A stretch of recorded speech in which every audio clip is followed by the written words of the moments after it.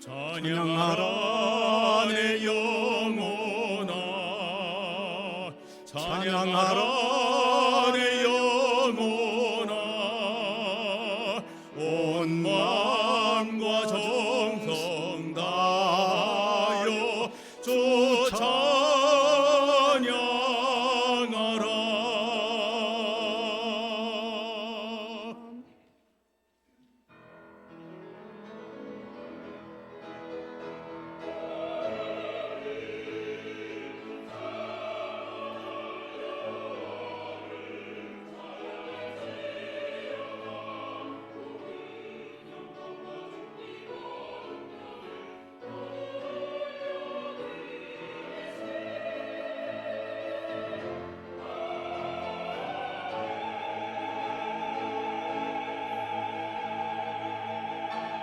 우리의 구원의 근원이 되시고 우리의 위로와 힘의 출처가 되시고 우리의 산 소망의 근원이 되신 하나님, 우리에게 베푸신 이루 다 표현할 수 없는 무한한 은혜, 무한한 사랑을 진심으로 감사를 드립니다.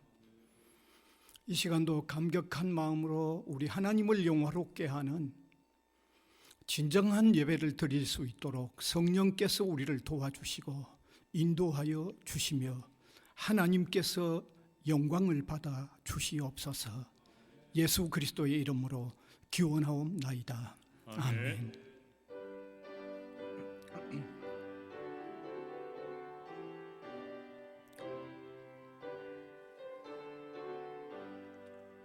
주 예수 이름 높이여 다 찬양하여라. 금멸유관을 들여서 마녀의 저 찬양, 금멸유관을 들여서 마녀의 저 찬양. 주 예수 당한 고난을 모지질 죄이나 내 귀한 법에 바쳐서 마녀의 저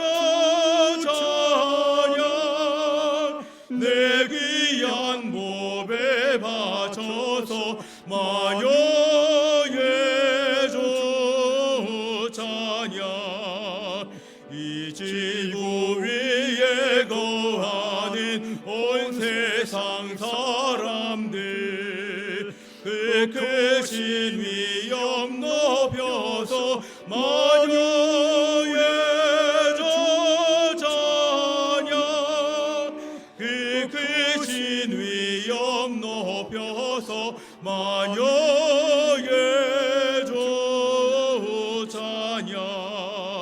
주 믿는 성도 다 함께 주 앞에 엎드려 무궁한 노래 불러서 마녀의 저 찬양, 무궁한 노래 불러서 마녀의 저 찬양.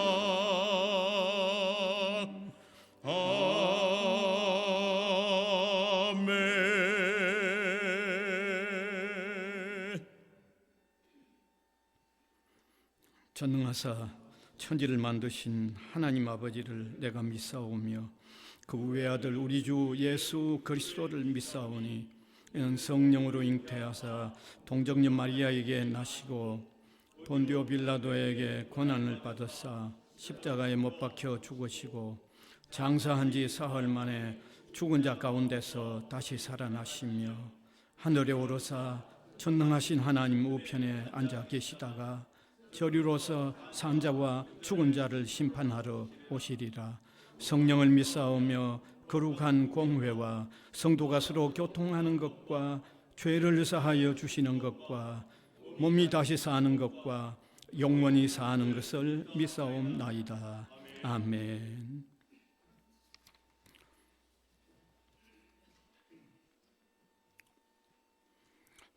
여호와여, 주께서 나를 살펴보셨으므로 나를 아시나이다.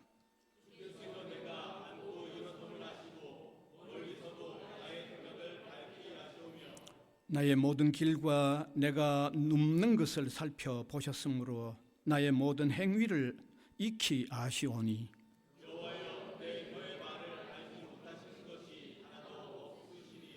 내가 주의 영을 떠나 어디로 가며 주의 앞에서 어디로 피하리이까?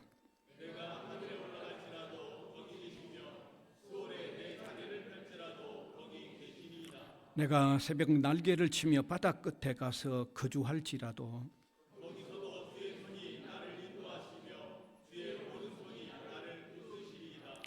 하나님이여, 나를 살피사 내 마음을 아시며 나를 시험하사 내 뜻을 아옵소서.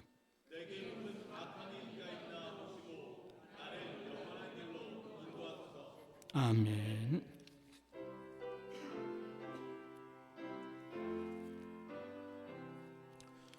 내가 깊은 곳에서 주를 불러 하르니 주여 나의 간구를 들어주심 바라고 보좌 앞에 나가니 은혜 내려주소서.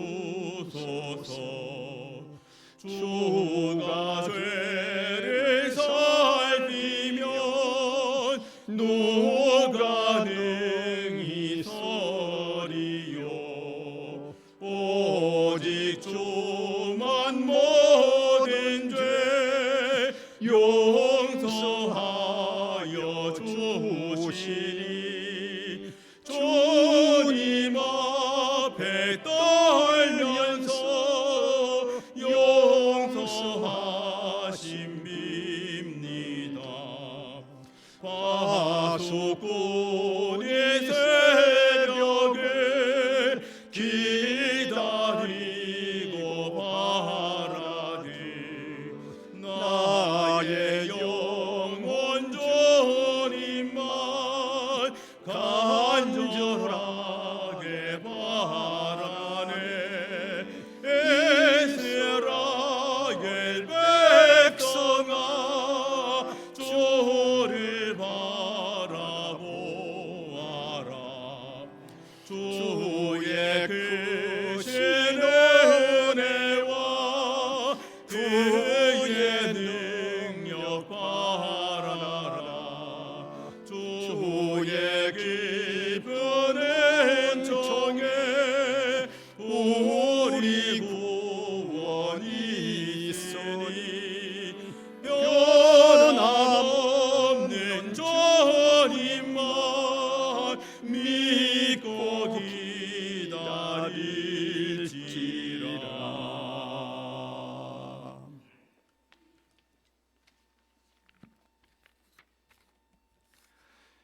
영원토록 거룩하신 하나님, 우리를 사랑하사 믿음으로 구원을 얻게 하시고 택하여 하나님의 자녀가 되게 하시고 거룩한 주님의 날에 부족한 저희들이지만 주님 앞에 기쁨으로 나와 예배 드리게 하시니 감사합니다.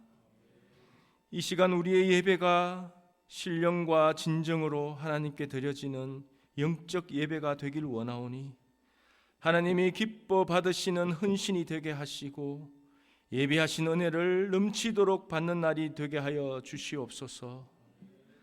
지난 한 주간도 저희들은 마음과 뜻을 다하여 주님을 섬기지 못하였음을 고백합니다. 주님께서 우리를 사랑하신 것 같이 서로 사랑하지 못했던 것을 겸손히 고백합니다. 저희를 긍휼히 여기셔서 용서하여 주시옵고 참회하는 심령 속에 주님의 모습을 찾을 수 있도록 축복하여 주시옵소서. 사랑이 많으신 하나님, 어제까지의 모든 짐과 걱정, 근심, 계획들을 내려놓고 주님 앞에 섭니다. 저희의 모든 연약함과 제약된 생각과 행동들, 그리고 아버지 앞에 부끄러운 모든 것들을 십자가 앞에 내려놓고 은혜를 구합니다.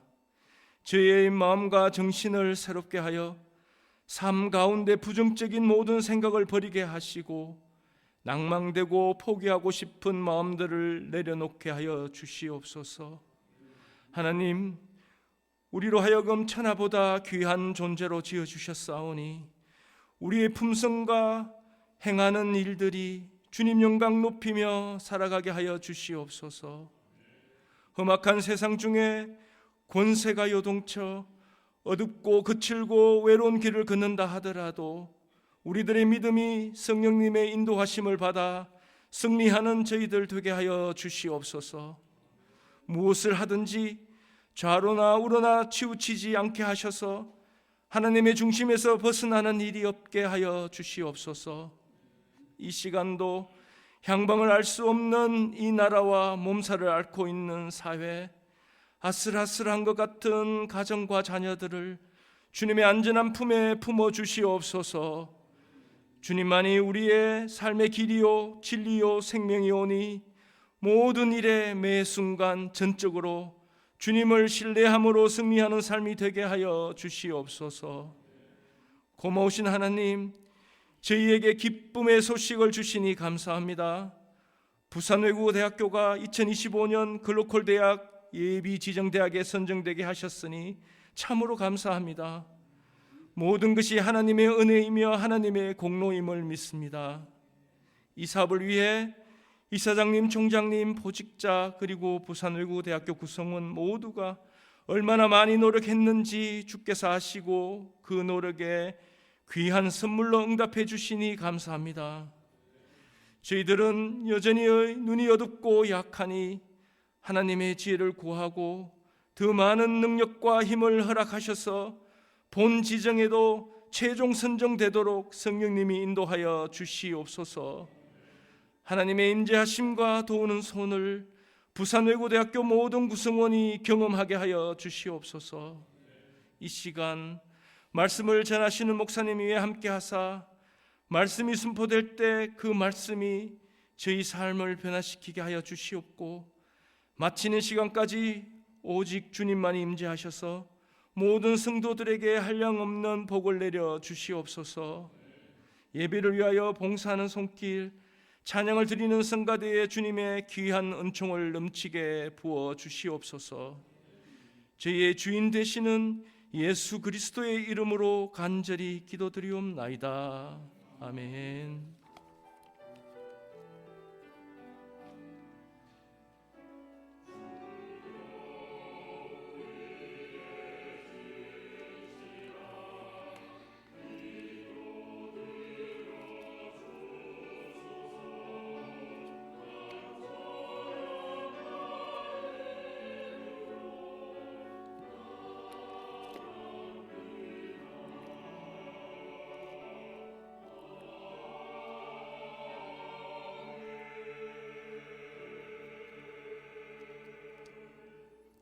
하나님의 말씀은 신약성경 로마서 1장 17절 한 절입니다. 같은 목소리로 한번 읽겠습니다.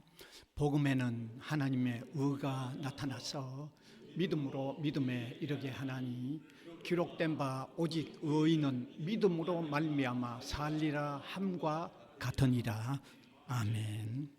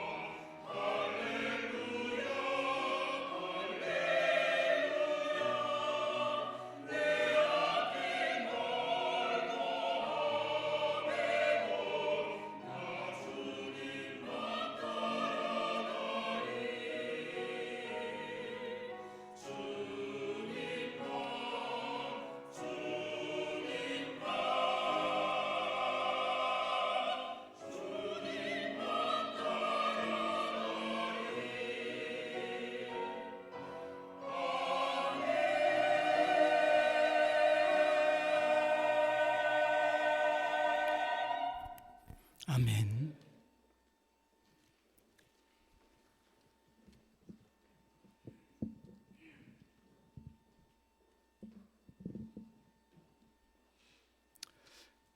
우리들이 살고 있는 이 현 시대에 오늘에 이르기까지 전 세계적으로 가장 위대한 설교자 중에 한 사람이 영국의 마틴 로이드 존스라고 하는 목사님으로 평가되고 있습니다. 그분이 쓴 설교학에 관한 책 Preaching and Preacher라고 하는 책에 보면 이런 내용이 나와 있습니다. 교회를 섬기는 목회자는 자기 교회에 반드시 아주 기본적인 복음의 메시지를 자주 전해야 된다라고 하는 말씀을 하고 있습니다. 그 말씀은 뭘 얘기하는가 하면 우리가 교회 안에 그냥 이렇게 들여다보기보다는 실제로 알고 보면 아직도 정확하게 예수님을 믿지 못하는 사람도 있고 또 예수님을 믿는다고 하는데도 바르게 믿지 못하는 사람들도 분명히 있기 때문에 기본적인 복음의 메시지를 따끔씩 자주 전해야 된다고 그렇게 말하고 있습니다. 저는 거기에 100% 동의를 합니다. 그렇기 때문에 저도 간혹 이 복음의 기본적인 아주 복음 메시지를 전하려고 그렇게 애를 쓰는데 오늘도 바로 그런 의미와 관계가 있습니다. 그래서 오직 믿음에 의한 구원의 이유가 뭔가, 왜 오직 믿음으로만 구원을 받는가 하는 이런 주제를 또 한번 다시 나누기를 원합니다. 제가 믿지 않는 사람들이 복음을 전하면서 참 안타깝게 여기는 게 있죠. 그건 뭐냐 하면 예수를 믿지 않는다는 그 자체도 안타까운데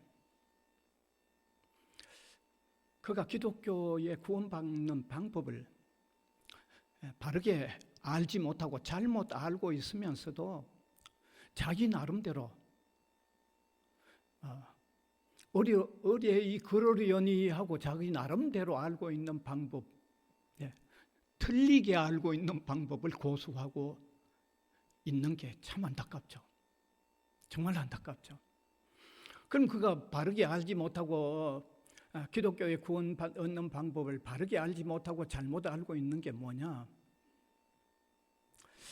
기독교도 역시 세상에 있는 종교이지 않느냐?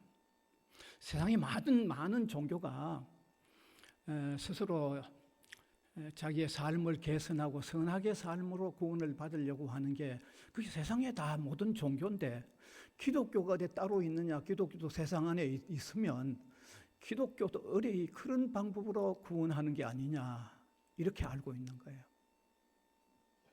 그 제가 참 안타깝죠. 너무너무 안타깝죠. 그래서 저는 이런 마음이 강력하게 듭니다. 예수 믿고 안 믿고는 둘째로 나중에 자기가 결단할 문제이기도 하고 우선 그렇게 좀 제쳐두더라도 기독교가 구원 얻는 방법에 대해서는 바로 좀 알았으면 하는 이런 게 정말 간절하거든요. 방법 자체를 다르게 알고 있으니까 이게 얼마나 안타깝겠어요. 자, 그러면 기독교의 구원 방법은 무엇일까요? 조금 전에도 제가 말씀드렸듯이 기독교의 구원 방법은 세상에 있는 다른 모든 종교하고 다릅니다. 세상에 기독교 외에 다른 모든 종교하고 다 다릅니다. 세상의 다른 모든 종교는 자기가 스스로 선해져서 구원을 받는 게 세상 모든 방법이지만 종교의 방법이지만 기독교는 오직 믿음입니다. 거기 다른 거 추가시키면 이단입니다. 오직 믿음입니다. 오직 믿음입니다. 이 사실은 인간을 구원하시기 위해 오셨던 예수님이 친히 선포하신 말씀입니다. 구원자로 오신 예수님이 친히 선포하신 말씀인데 우리가 너무 잘 아는 성경 구절입니다. 요한복음 3장 16절입니다. 같이 한번 읽읍시다. 하나님이 세상을 이처럼 사랑하사 독생자를 주셨으니 이는 그를 믿는 자마다 멸망하지 않고 영생을 얻게 하려 하십니다. 이는 그를 믿는 자마다. 이 구절은요, 신구약 성경 전체를 한 구절로 요약한 게 이 구절이에요. 그러면 이것이 신구약 성경 전체를 한 구절로 요약한 게 이 구절이라고 하면 이 말은 무슨 의미입니까? 이 믿음으로 구원 얻는다고 하는 게 신구약 66권 전체의 중심 사상이라는 그 말입니다. 예. 전체 속에 이게 다 스며 있고 이 사실이 거기에 다 포함되어 있다는 그 말입니다. 자, 그러면 믿음으로 구원받는다고 한다면 그 뭘 믿어야 하는가에 문제가 생기죠. 뭘 믿어야 되는가? 예. 근데 저기도 밝혀놓았듯이 독생자를 믿어야 된다고 말씀하고 있죠. 여기 독생자란 누구입니까? 독생자는 예수 그리스도입니다. 하나님께서 인간 구원을 위하여 구원의 방법으로 예수 그리스도를 보내주셨는데 그 독생자 예수 그리스도를 믿어야 하는 거죠. 네. 그래서 성경 전체는 독생자 예수님을 설명하고 있는 게 물론 뭐 다른 내용도 있지만 가장 핵심적인 내용 전체가 독생자 예수님을 설명하고 있죠. 믿음의 내용을 이 독생자 예수님인데 그 예수님을 성경 전체가 설명하고 있어요. 이 사실은 성경도 말하고 있습니다. 요한복음 5장 39절에 성경은 예수 그리스도를 설명하고 있는 책이라고 성경이 또 그렇게 밝혀놓고 있기 때문에 그건 틀림없습니다. 그래서 성경 전체는 예수 그리스도가 누구이시고 그가 왜 세상에 오셨고 그가 죄인들을 위하여 무엇을 하셨고 그 독생자 예수를 믿어야 된다고 했으니까 믿으면 어떻게 되는지를 전체적으로 설명하고 있는 게 성경이죠. 그걸 실질적으로 좀 풀어서 설명한다고 하면 인류의 시조인 아담이 범죄하자 말자 하나님은 구원자를 예비하셨다는 거죠. 구원자를. 그 구원자가 예수 그리스도라는 겁니다. 네. 자, 사람이 죄에 빠져서 죄에서 사죄를 받으려고 하면 구원자가 사람이 되어 오셔야 했기 때문에 사람으로 오시는 예수 그리스도께서 죄 없는 상태로 태어나기 위하여 동정녀 마리아로 통하여 출생하도록 성령으로 잉태가 되도록 하셨다는 거죠. 네. 자, 그래서 동정녀로 하나님이 사람이 되어 오신 하나님의 독생자가 동정녀로 탄생으로 통하여 탄생하셨기 때문에 그 예수님은 완전히 하나님의 성품인 신성을 소유하셨고 동시에 완전한 사람의 성품인 인성을 그의 한 몸에 두 성품을 다 가졌다는 겁니다. 우리하고 다른 점은 바로 그거죠. 우리가 완전한 하나님의 성품은 우리에게는 없잖아요. 그래서 완전한 신성과 완전한 인성 두 성품을 가지고 태어나셨다는 겁니다. 그렇게 태어나신 예수님은 이 땅 위에 오셔서 참 인간이 겪는 인간고를 다 경험하셨을 뿐만 아니라 마지막에는 우리 인간이 지은 죄를 본인이 대신 짊어지고 십자가에서 대신 치루어 주시고 그리고 죽으셨고 장사되셨고 그리고 3일 만에 부활하셨다는 겁니다. 그래서 예수님의 부활은 또 두 가지를 입증하고 있는데 첫 번째는 뭘 입증하고 있느냐? 우리의 죄를 대신 치루어 주는 일이 그가 부활하심으로 통하여 착오 없이 하자 없이 정확하게 그대로 집행이 되어졌다는 겁니다. 그게 이루어졌다는 게 부활로 통하여 첫 번째 나타내주는 의미가 바로 거기 있고 그 다음에 부활로 통하여 두 번째 나타내주는 의미는 그 죄사함을 받은 사람들은 예수님이 부활한 것 같이 다시 부활해서 영원한 생명에 들어간다는 것을 보증해 준다는 게 예수님의 부활의 두 번째 의미입니다. 그래서 우리가 예수를 믿어야 구원받는다고 할 때 믿어야 한다는 것은 예수님이 이렇게 우리를 위하여 이루어 놓은 일을 그대로 시인하여 받아들이는 겁니다.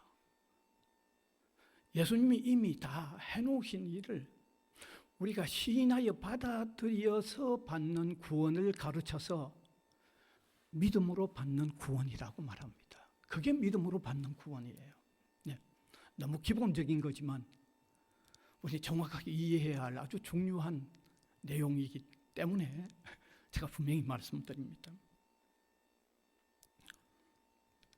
그래서 오늘 이 시간에 아직도 그리스도를 영접하지 못한 사람, 아직 자기는 믿는다고 했는데 믿는 게 뭔지도 모르고 그냥 다녔던 분은 믿는다고 할 때 뭘 믿어야만 믿는가 하는 것을 정확하게 한번 깨달으시고, 이미 이 사실을 믿고 있는 여러분이라고 하더라도 저라고 하더라도 다시 한번 깊이 확인하는 이런 시간이 되어지기를 바랍니다. 그래서 믿음으로 받는다는 내용을 오늘 본문으로 읽은 겁니다. 본문을 다시 확인해 보면 로마서 1장 17절이죠. 여기도 말씀하고 있죠. 같이 읽읍시다. 복음에는 하나님의 의가 나타나서 믿음으로 믿음에 이르게 하나님이 기록된 바 오직 의인은 믿음으로 말미암아 살리라 함과 같으니라. 오직 믿음이에요. 다른 거 붙일 수가 없어요. 오직 믿음입니다. 자, 그러면 이제 두 번째로 왜 믿음의 방법으로만 구원하는가 하는 이유입니다. 왜 믿음의 방법으로만 구원받는가? 저는 오늘 이 설교의 초점을 여기에다 맞추었습니다. 왜 구태여 믿음으로만 구원받도록 하셨는가 하는 내용이죠. 이 말씀은요, 우리가 이 사실을 제대로 이해하면 왜 하나님은 이 방법을 사용하시지 않으면 안 됐는가 하는 것을 깨닫게 되고, 또 이 이유를 알게 되면 역시 이게 구원하는 유일한 참 방법, 오직 이 방법밖에는 없었구나 하는 것을 우리가 이해할 수 있습니다. 자, 왜 이 방법을 사용하셨어요? 첫째는 죄에 빠진 인간에게는 더 이상 다른 방법이 소용이 없기 때문입니다. 더 이상 다른 어떤 방법으로는 효과를 발할 수가 없기 때문입니다. 다른 어떤 방법은 무용지물이에요. 방법으로 내세우면 안 되는 방법이에요. 효과가 없는 방법이에요. 소용이 없는 방법이에요. 쉽게 말씀드리면 죄에 빠진 인간은 자기 노력으로 개선해서 안 되는 상태에 놓여졌다는 그 말입니다. 노력해서 개선이 안 되는데 노력하라는 말은 방법이 아니죠. 자기 노력으로 개선이 안 되는 상태라는 겁니다. 이것을 우리 기독교 신학적 용어로 전적 타락, 전적 부패라고 하죠. 토탈 디프레비티입니까? 전적 타락, 전적 부패입니다. 그런 상태가 놓여졌으니까 자기 노력이나 자기 개선으로 가지고는 소용이 없다는 겁니다. 그런데 다른 종교는 범죄한 인간의 이해가 기독교하고 다르죠. 기독교는 조금 전에 말씀드렸듯이 전적 부패예요. 완전 타락이에요. 그런데 다른 종교는 사람이 좀 죄를 지어서 문제가 좀 있긴 하지만 그러나 좀 선하게 노력하면 또 성취할 수 있다고 보는 게 그게 인간 이해의 다른 종교와 기독교의 차이입니다.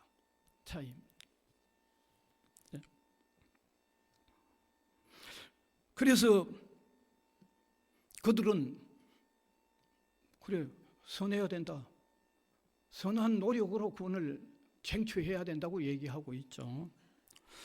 바로 그러한 게 그들 종교의 인간 이해이기 때문에 그들 종교에게 있어서 종교의 창시자들은 그런 노력을 했던 선행자입니다. 그런 노력을 했던 한 사람의 선행자죠. 먼저 자기 노력으로 구원을 받으려고 하는 그 노력에 몰입했던 한 선행자가 그들 종교의 창시자인데, 그런 이제 선행자의 그 선행의 어떤 그 행위를 우리도 본받아서 선으로 자꾸 나가자고 하는, 이게 그들 종교의 가르침이기 때문에 그들 종교에게서 교주는 믿음의 대상이 아니고 선행한 삶의 본을 보였던 한 본보기죠. 따라야 할 본보기에 불과한 거예요. 이게 다른 종교의 교주를 우리가 이해해야 하는 원리입니다.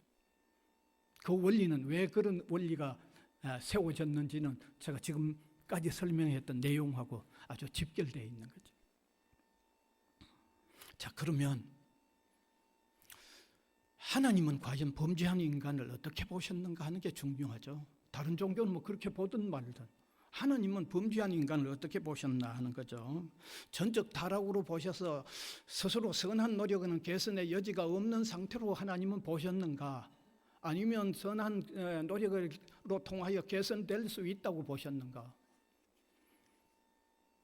우리 판단이 중요하지 않고 성경이 뭐라고 했는지 보면 중요하죠.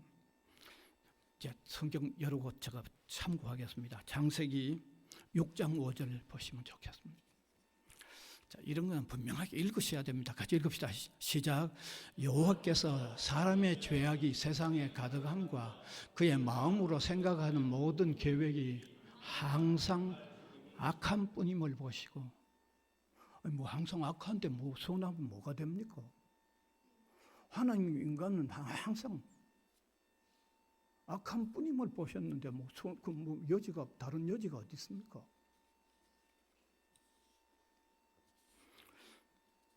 시편 58편 3절입니다. 같이 읽읍시다. 악인은 모태에서부터 멀어졌으며 나면서부터 곁길로 나아가 거짓을 말하는도다. 아니, 나면서부터 문제가 생겨버렸는데 뭐. 아담의 후손으로서 뭐 개선의 여지가 뭐 있습니까? 예레미야 17장 9절 봅시다. 같이 읽읍시다. 만물보다 거짓되고 힘이 부패한 것은 마음이라 누가 능히 이를 알리요. 저는 이 구절 가지고 간혹 말씀드리잖아요. 저는 이 구절 가지고 죄에 빠진 인간은 짐승보다 더 악하다고 제가 자주 얘기하잖아요.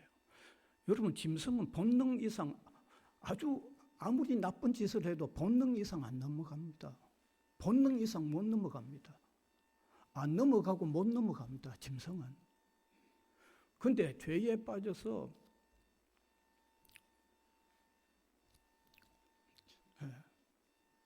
죄인인 인간은 짐승하고 다른 점이 있죠. 자꾸 고안해내잖아요. 죄를 자꾸 고안해내잖아요. 시대가 발전하면 발전한 거기에 또 맞추어 또 자꾸 만들어내잖아요. 이게 뭐 끝이 없잖아요. 그럼 제가 참 이런 말 하긴 좀 그렇습니다만, 뭐 저한테도 그대로 해당되니까 제가 하는 말이죠. 짐승보다 더 악하죠. 악하려고 하면.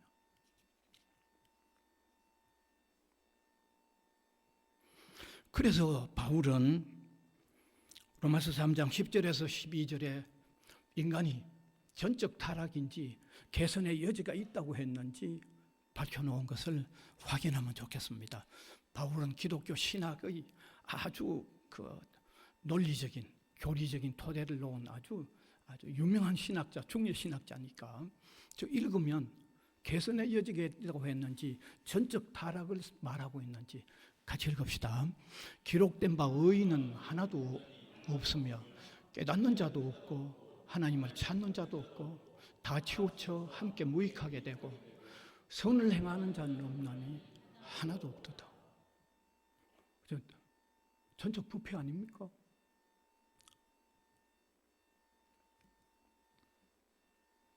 자, 그러면 우리가 솔직히 우리 자신을 한번 봅시다. 솔직히 자신을 우리가 정확하게 감추지 말고, 여기 그냥 내놓으라는 말이 아니고 자신 앞에 한번 정확하게 한번 내놓읍시다. 지금까지 성경이 지적해 준, 제가 인용해 준 이 구절이 그거 너무 과하다. 괜히 억지로 뒤집어 씌운다고 느껴지는지 아주 진솔하게 솔직하게 그게 사실이라고 고백을 하지 않을 수 없을런지 한번 솔직해집시다. 예, 솔직히 한번 30분 생각하고 다시 모일까요? 제가 느끼는 걸 얘기할게요. 제가 예수 믿고 세월이 오래 지났잖아요. 그 세월이 얼마나 깁니까? 여러분, 한 60년도 넘었잖아요. 예수 믿고. 그리고 예수 믿고 제가 되는 대로 살려고 그러진 않잖아요. 그런데 세월이 지나면서 느끼는 게, 이거 믿음 아니면 구원 안 되겠구나 하는 거를 가면서 제가 더 느끼는 게 어쩝니까? 솔직히 제가 이 설교하기 위해서 이렇게 얘기하는 거 아닙니다. 솔직히 제가 더 느낀 게 어쩝니까? 우리가 캄캄한 때 앞에 서면 자기 잘 안 보입니다. 그러나 그 밝음이 더 밝은 대로 나가면 나갈수록 사소한 것까지 더 선명하게 드러납니다. 그건 틀림없죠. 주님과의 관계성 속에서 우리가 더 깊이 나아가면요, 믿음으로 구원받았다는 확신은 그건 우리가 가져야 하지만, 동시에 믿음이 아니면 안 되겠구나 하는 것을 더 깊이 절감하게 되어 있습니다. 그걸 믿음으로 아니면 안 되겠구나 하는 것이 더 깊이 절감된다는 말은 더 문제가 있다는 것은 더 깊이 깨달아진다는 그 말입니다. 바로 그 말입니다. 그러니까 바울 같은 그 유명한 사람도 가면 갈수록 자기가 죄인됨을 더 깊이 표현했죠. 그가 성경을 많이 기록했는데, 그가 쓴 성경을 먼저 쓴 것, 그 다음 순위대로 쓴 것에서 표현된 것을 보면요, 먼저는 죄인이라고 표현해 놨다가 그 다음에 쓴 성경에는 자신이 죄인 중에 괴수라고 표현했어요. 그 다음에 더 뒤에 가보면 만삭되어 나지 못한 자 같다고까지 표현했어요. 그만큼 철저하게 표현하고 있어요. 그러면서 그는요, 율법으로 살아서 조금 한번 선하게 살려고 하는 노력을 엄청나게 했는데, 그것의 결과적인 얘기를 하나 토로하고 있는데, 그게 사실이 로마서 7장 24절입니다. 뭐라고 토로하고 있는지 한번 봅시다. 같이 읽읍시다. 오라, 나는 공고한 사람이로다. 이 사망의 몸에서 누가 너를 건져내라. 이렇게까지 실토하고 있습니다.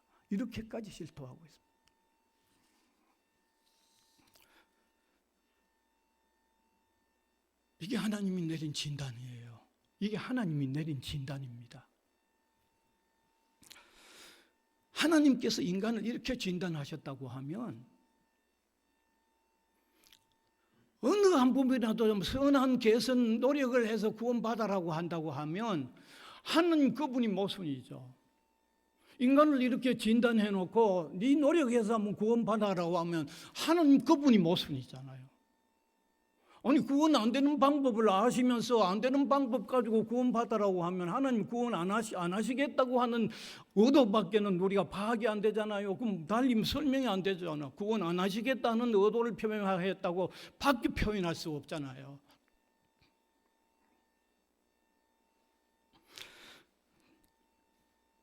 따라서 용서가 되도록 하는 모든 방법을 하나님 편에서 다 마련해 놓으시고, 그 사실을 믿기만 하면, 그 사실을 시인하여 믿기만 하면 되는 방법이 그 방법밖에 없잖아요. 하나님은 다른 방법을 쓸 수가 없잖아요. 우리를 구원하시는 하나님이라고 하면 다른 방법 쓰시면 그건 구원 안 하겠다는 내용밖에 안 되잖아요. 그러니 왜 하나님께서 그때 이 방법을 쓰셨는가 하는 이해를 우리가 정확하게 하셔야죠. 정확하게 하셔야 되죠. 그래야 정확하게 믿을 수 있는 거 아니에요? 그래서 왜 하나님이 이 방법을 쓰셔야 했는가 하는 이해를 오늘 명확하게 한번 하시면 좋겠습니다. 그 다음에 두 번째 이유는 오직 믿음의 조건으로 누구든지 차별 없이 믿음의 조건으로 누구든지 차별 없이 구원하시기 위해서 믿음의 조건을 구원의 방법으로 세우셨다는 걸 아시기 바랍니다. 여러분, 우리가 세상을 살면서 많이 경험하고 있습니다만은 사람 사이에 어떤 차별이 완전히 철폐가 되어 없어진 경우를 참 찾아보기 어렵습니다. 사람 모임에 어디 가봐도요, 인간 간의 어떤 차별이 철폐되어 없는 곳이 완전히 해결되어진 곳을 찾아볼 수가 없습니다. 찾아볼 수가 없습니다. 그렇죠? 저는 지난날 유학 생활하면서 또 백인들과 함께 또 지내보았습니다. 여기 또 우리 백인도 계시고 그래요. 근데 제 느낌이 다 참 사람들이 좋아서 참 잘 대해주시더라고요.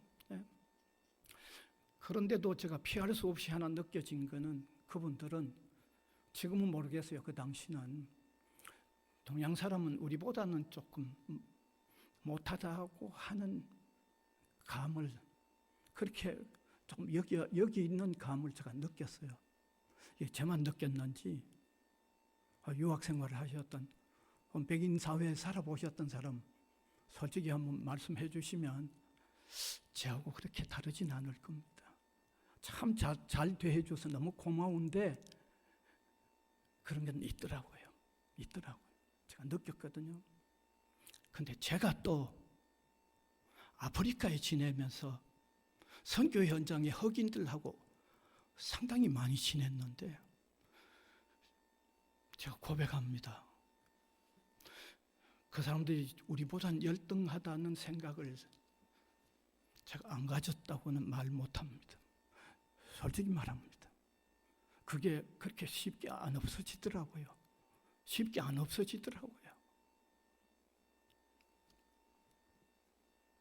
자, 이건 인종적인 그런 문제겠고, 그렇죠? 문명의 문제, 문화의 문제, 이런 것과 차별이죠. 근데 개인의 신상과 관련해도 어떻습니까? 누가 재력이 얼마나 있고, 어디가 학력이 얼마나 있고, 어떤 권력이 어떤 권력의 자리에 있고, 심지어 미모 가지고 미모에 가지고도 차이가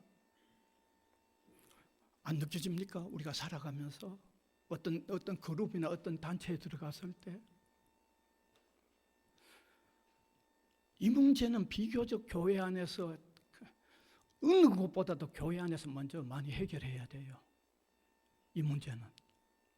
근데 교회 안에도 솔직히 완전 해결은 안 되고 있거든요. 제가 아프리카에 지낼 때 제가 사는 그 건너집에 백인 한 할아버지가 있었는데 가난한 유학생인 저보다 더 어렵게 지내더라고요. 그래서 한 번씩 식빵도 이렇게 가져가고 이러면 언제든지 성경은 항상 읽고 있어요. 근데 교회는 언제든지 안 가요. 제가 물어봤죠. 할아버지, 성경을 그렇게 읽고 그러는데 왜 교회는 안 갑니까? 이러니까 교회 가면 차별을 느낀대.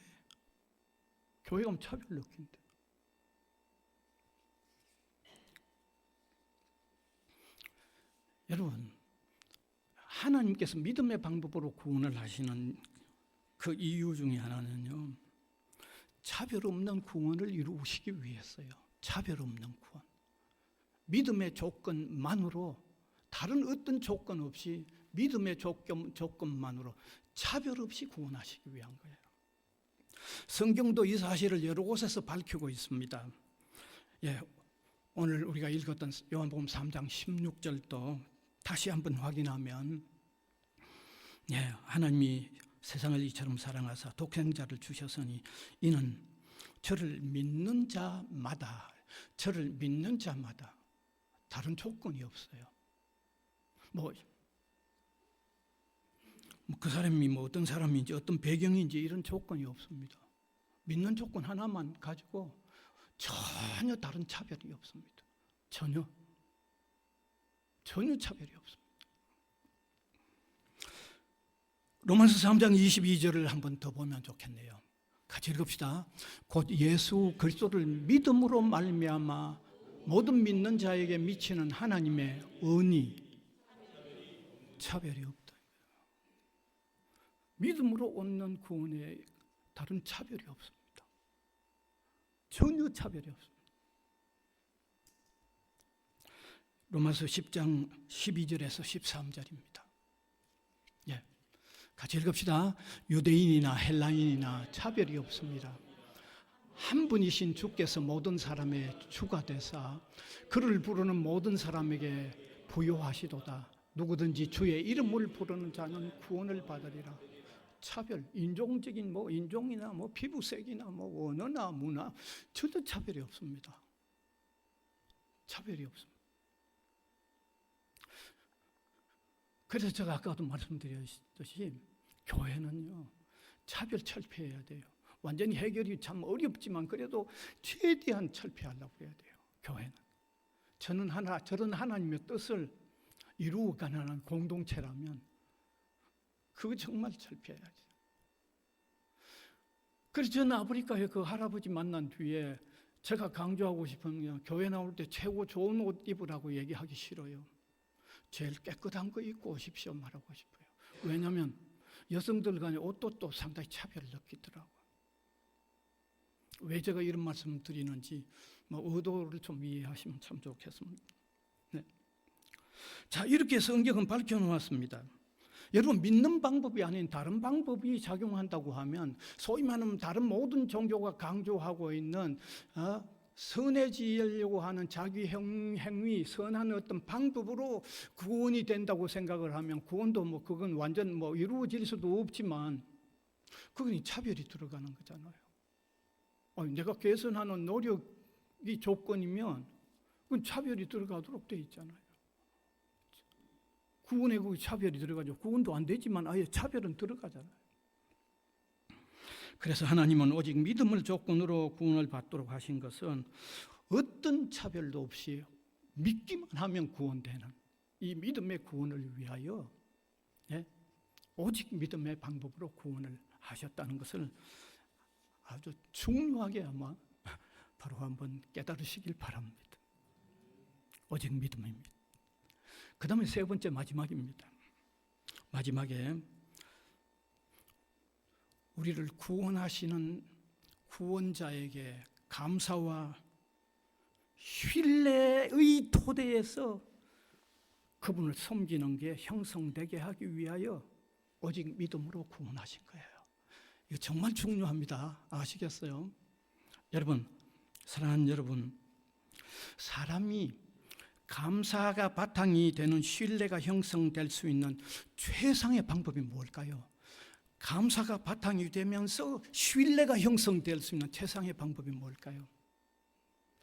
어떤 사람이 효력도 없는 어떤 방법론을 가르쳐 주어서 내가 죽자 사자 애써도 안 되는 그 방법을 내게 가르쳐 주었을 때 그 방법 가르쳐 준 그분을 내가 진심으로 감사하면서 그분을 100% 신뢰하고 할까요? 아니면 내가 힘써도 안 되고 찬송가에도 나오죠. 울어도 안 되고 힘써도 노력도 안 되고 어떤 방법으로도 안 되는데 완전 해결을 다 해놓고 그냥 혜택을 입혀 주었을 때 내가 감사가 생겨나오면서 그분과의 신뢰가 생겨날까요? 지휘자님이 한번 대답해 주시면 미안합니다. 개인적으로 물어서 전자입니까? 후자입니까? 묻지 말아야 되는데요. 말할 필요가 없잖아요. 여기 더 이상 말할 필요가 있습니까? 없잖아요. 여러분, 세상의 모든 종교는 선해져야 하는 노력의 방법을 자기가 선행자라고 하면서 대도 안 한 방법 애써 놓고는 그 방법 가르쳐 주죠. 제가 어떤 종교를 특정하게 얘기하기는 그렇지만 불교가 아주 대표적으로 그렇잖아요. 석가모니는 먼저 그 행위로, 고행으로 선행하는 사람이었죠. 그래서 그분이 선행한 것을 따르는 사람들이 그 방법대로 다 선행을, 그 방법대로 다 따르면 따르는 사람마다 부처가 될 수 있다고 하는 게 그게 불교 교리잖아요. 그런데 기독교만은 지금까지도 말씀드렸듯이 예수님이 우리가 벌 받아야 할 벌을 대신 받아 주셨죠. 하나님이 완전 마련해 놓은 것을 그냥 우리에게 넘겨주셨어요.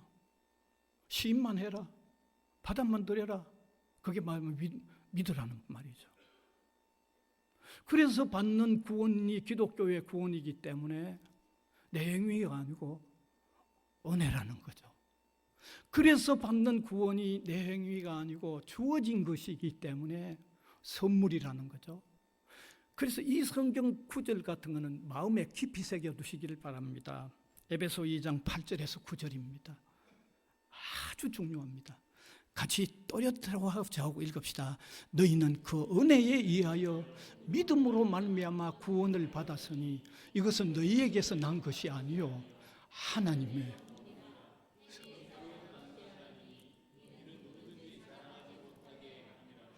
감격스럽습니다.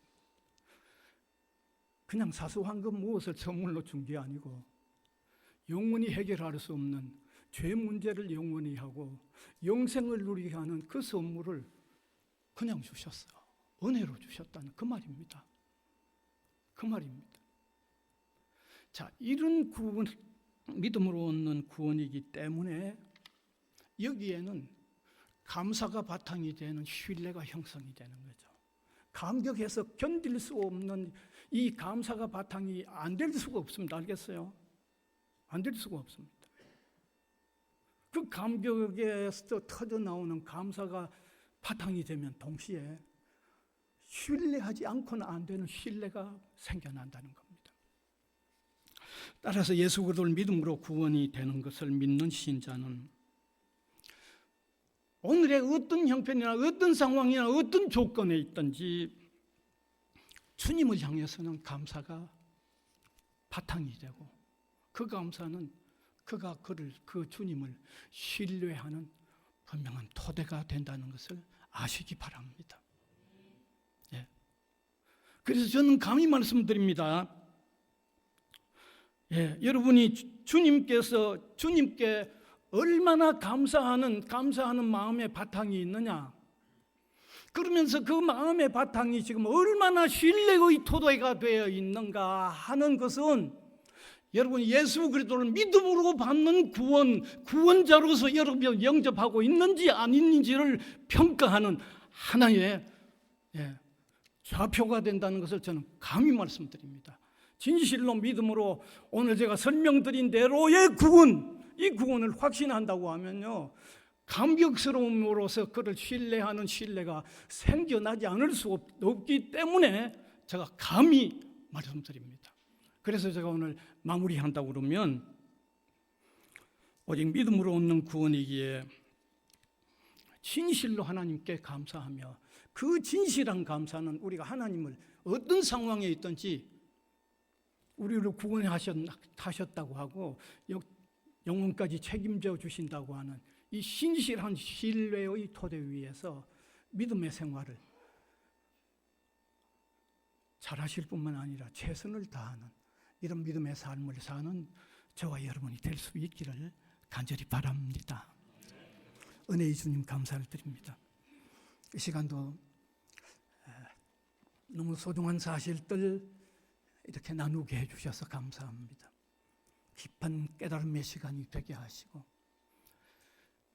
믿음으로 구원 얻는 그 믿음 소유해서 감사함으로 어떤 상황에 있든지 흔들리지 않은 신뢰가 두터워지는 이 신앙의 삶을 힘껏 살아가는 저희들 되도록 우리를 사로잡아 주시고 인도하여 주시옵소서. 예수님 이름으로 기도하옵나이다. 아멘.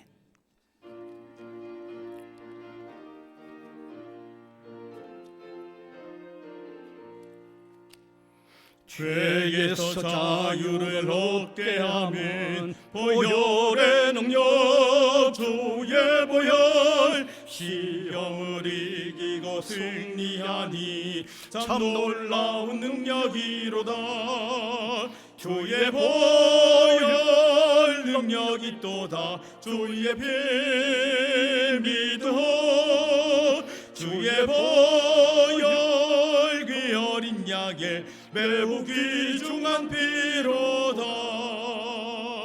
육체의 정욕을 이기림은 보혈의 능력 주의 보혈 정결한 마음을 얻게 하니 참 놀라운 능력이로다 주의 보혈 능력이 또다 주의 피 믿어 주의 보혈 그 어린 양의 매우 귀중한 피로다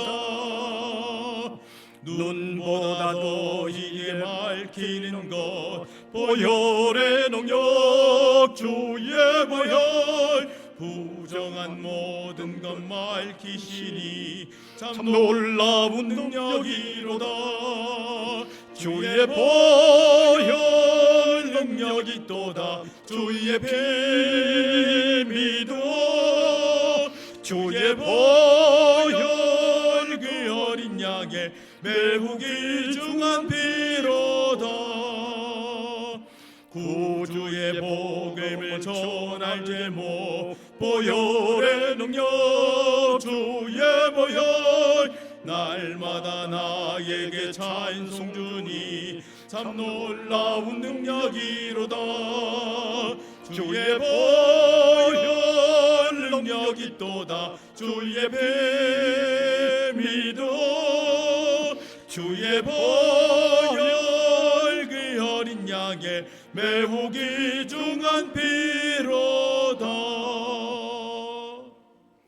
은혜의 주님 감사드립니다.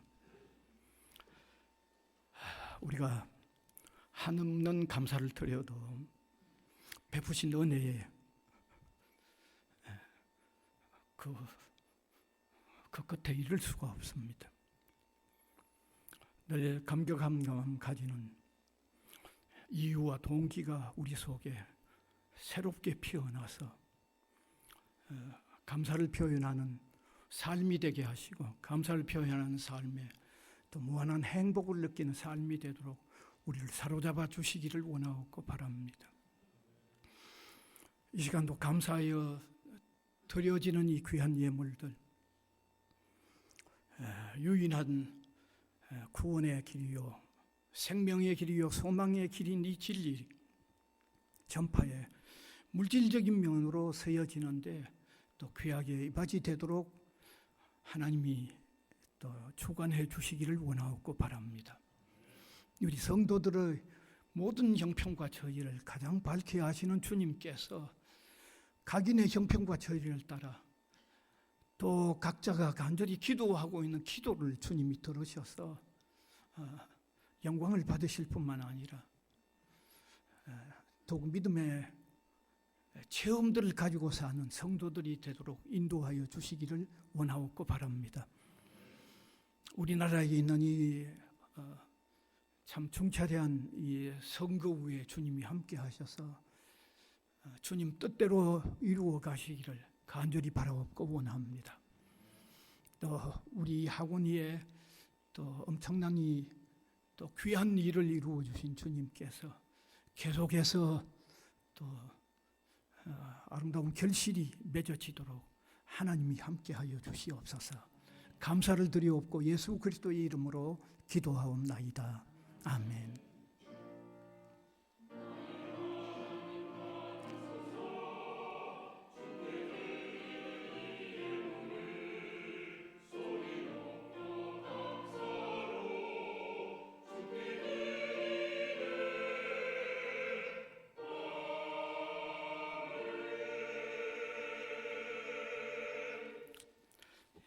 광고 시간입니다. 주보 보시면 오늘 예배 후 1시에 소그룹 성경 공부 있습니다. 그다음 다음 주일은 성령 강림 주일이죠. 네, 요 교회 절기상 그렇습니다. 그다음에 또 뭐 이미 기도로도 들으셨지만, 네, 우리 부산 외국어 대학교가 이 글로컬 대학 부산 세 곳 선정하는데 그 세 곳의 예비 선정입니다. 최종 결정은 아마 9월 이후에 안 되겠나 싶어요. 참 너무 참 귀한 일이 이루어졌어요. 뭐 우리 학교 구성원 분들은 잘 아시겠지만 이게 여기 최종 선발이 되면요, 5년 동안 1,000억 지원을 받습니다. 1,000억. 1,000억은 별로 안 보이니까 별로 감흥이 없습니까? 1,000억 돈 많습니다. 별로. 그러니까 끝까지 좀 잘 기도 많이 해주시기 바랍니다. 그죠? 우리 기도로 또 이루어갈 수 있도록 그렇게 되기를 바랍니다. 그럼 다음 주일은 수영로 교회가 교회 자체에서 예배를 안 드립니다. 교인 전체가 전국으로 흩어져서 예배를 드리는 그런 주간을 한번 정했는데, 마침 우리 교회에 한 20명, 대학부가 20명 참석한다고 합니다. 그래서 특송도 혹시 하나 하실 수 있으면 하라고 그래 놨는데 어떻게 될는지 모릅니다. 또 우리 교회에 오는 20명 그 교회 대학부 학생들이니까 또 따뜻하게 또 맞아주시면 참 좋겠죠. 네. 그다음 이번 수요일은 1학기 신우회와 기독 동아리 종강 예배로 이번 수요일은 그렇게 드립니다. 그 다음에 점심 식사 식권 받으셔서 기숙사 식당 이용하시면 되죠. 그 다음에 6월 행사 계획은 참조하시면 되겠고, 그 다음에 새가족부 모임에 이미 수료한 분들도 거기 나와 있는데 참조하시고, 헌금 착오가 없는지 확인하시고 알려주시면 되겠습니다. 일어나셔서 635장 찬송 드리겠습니다.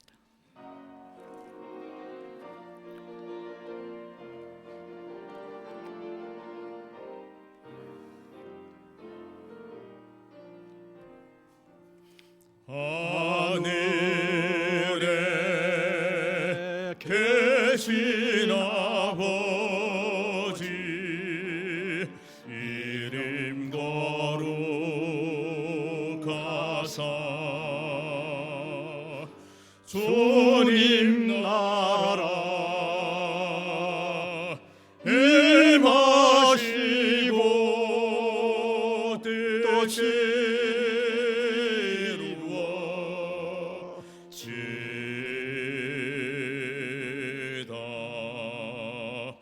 일용할 양식 주시고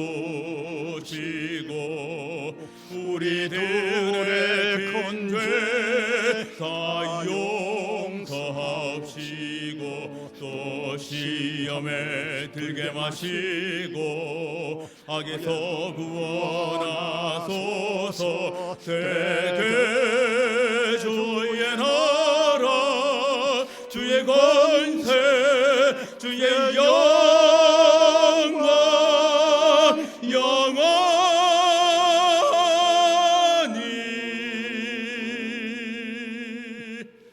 아멘.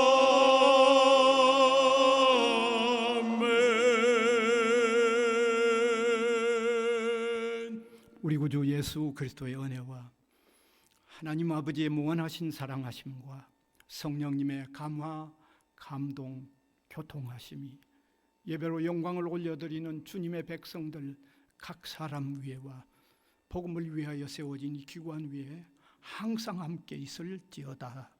아멘.